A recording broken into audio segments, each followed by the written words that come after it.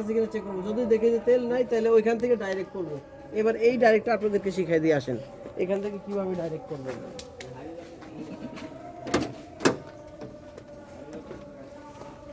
ধরেন গাড়িতে তেল ছিল না, এই পাশ দিয়ে আসেন, এই যে এখানে যে মিটারটা দেখা যায় এখান থেকে উঠে বসলে দেখা যাবে, এই যে মিটারটা ধরেন এই যে সুইচ, এই যে লাফাচ্ছে, হ্যাঁ এই মিটারটা এখানে 3টা কালারের লাইট আছে। কি কি কালার?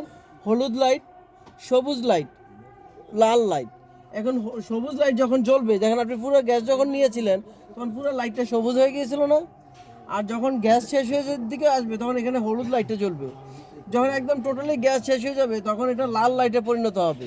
যদি লাল লাইট চলে আসে তাহলে আমরা বুঝতে হবে একদম শেষ পর্যায়ে আমরা চলে এসেছি, এখন আমাদের গ্যাস অবশ্যই নিতে হবে, নয়তো তেলে চালাইতে হবে। এখন এখানেই ধরেন এই যে হলুদ বাতিটা জ্বলতেছে আর নিতেছে, এরকম ব্লিম করতেছে না বারবার, এইটাই যদি আমরা এখানে দেখেন এই মাঝখানে 1টা 2টা 3টা, এই 3টার মধ্যে মাঝখানে যে সুইচটা সাদা, এটা হচ্ছে আপনার ইঞ্জিন মানে গ্যাস এবং তেল ট্রান্সফারের সুইচ। এখন এখানে আমরা বাটনটাকে প্রেস করে জোরে এইভাবে শক্ত করে ধরে রাখবো। শক্ত করে ধরে রাখার ফলে যেটা হবে, কখন ধরে রাখবো, এরকম একটা সুইচ দিয়ে, মানে এক গাঁট সুইচ দিয়ে এটাকে টিপে ধরে রাখবো। টিপে ধরে রাখলে কি হবে, এই বাতিটা ব্লিম করা বন্ধ হয়ে যাবে, লাফানো বন্ধ হয়ে যাবে। যদি লাফানো বন্ধ হয়ে যায় তাহলে গ্যাসটা ডাইরেক্ট হয়ে গেল, আর গ্যাসটা ডাইরেক্ট হয়ে গেলে আমরা সেলফ দিব, স্টার্ট হয়ে যাবে। এটা কখন?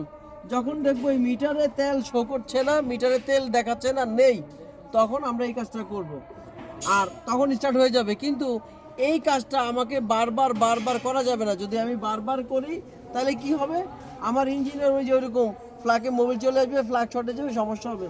তো আমি এটাকে করে আবার কি করব, তেলটাকে নিয়ে নিব, নিয়ে আমি আগের পর্যায়ে আবার চলে আসবো। আর যদি এখানে চাপ দিই তাহলে যে নিচেটা হলো গ্যাস আর উপরেটা হলো গিয়ে তেল, মানে উপরে যদি লাইট জ্বলে তাহলে বুঝবেন তেলে চলতেছে, আর নিচে লাইট জ্বললে গ্যাসে চলতেছে। ঠিক আছে, এই হলো আজকের সমস্যাটা।